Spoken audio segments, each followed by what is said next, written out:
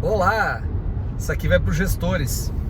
O gestor, ele tem um problema, não é todos, mas eu acho que a grande parte deles tem um problema em achar que o vendedor tem a mesma experiência profissional que ele, na medida que ele cobra algumas coisas que os vendedores não estão preparados para fazer, para executar.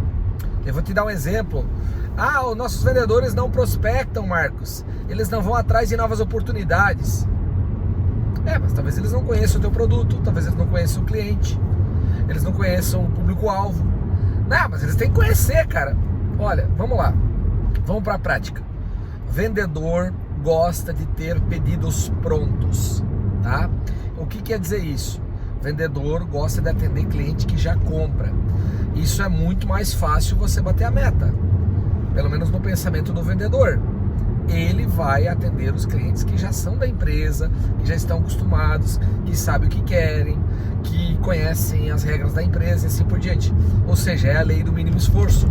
Não tem nenhuma crítica junto aos vendedores. O vendedor, assim como todo ser humano, procura o menor caminho, ou o caminho mais fácil. O caminho difícil é prospectar, é oferecer produtos.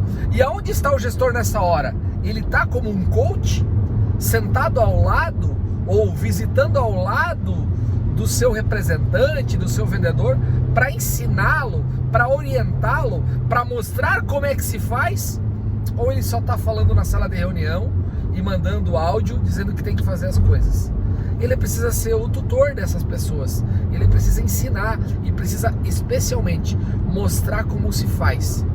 E eu vou dar um exemplo aqui de 3 situações que você, avaliando os números dos vendedores, você consegue detectar o perfil deles. Então, por exemplo, vendedor que contata poucos clientes, mas tira bastante pedido.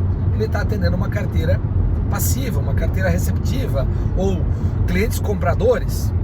É mal isso? Não. Ele está fazendo um atendimento de clientes, vamos dizer assim, fiéis, tá? Porém, se você exigir dele a prospecção, é um cara que não vai saber fazer. Tem um outro vendedor, por exemplo, em outra circunstância, que ele faz muito orçamento e fecha pouco negócio. Ali o problema não é a questão de prospectar ou de abrir novas frentes. O detalhe é o follow-up, é a negociação. Ele tem medo de levar um não do cliente. Então ele faz muito orçamento e ele acaba fechando poucos, porque talvez ele não tenha a habilidade, a experiência de chegar junto com o cliente. Aquele outro vendedor, por exemplo, que fecha um montão de negócios, porém sempre num preço menor. Ele não tem coragem de cobrar um pouquinho mais caro e ver o que vai acontecer, para que traga mais margem.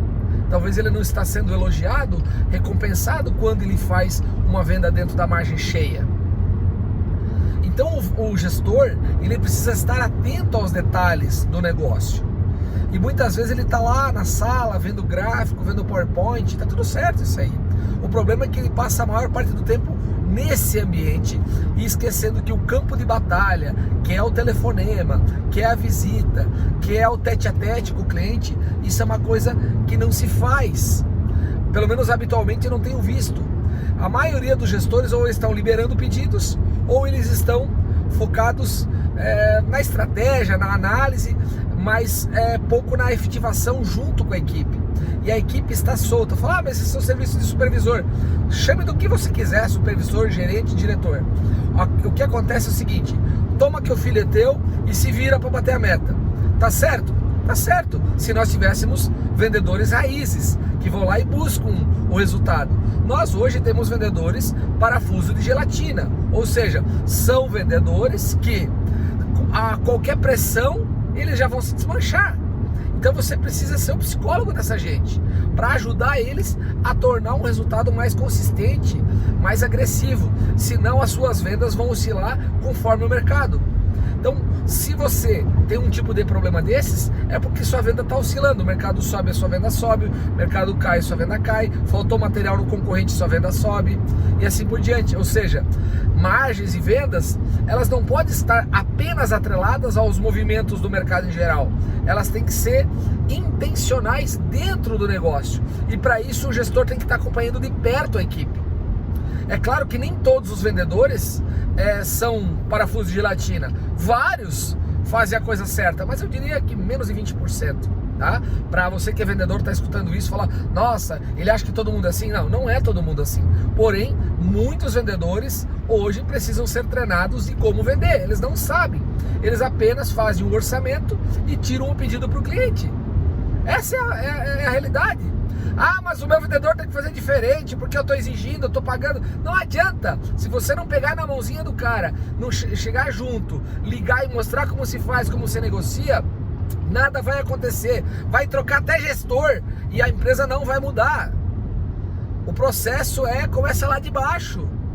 Mas como começa o processo lá de baixo?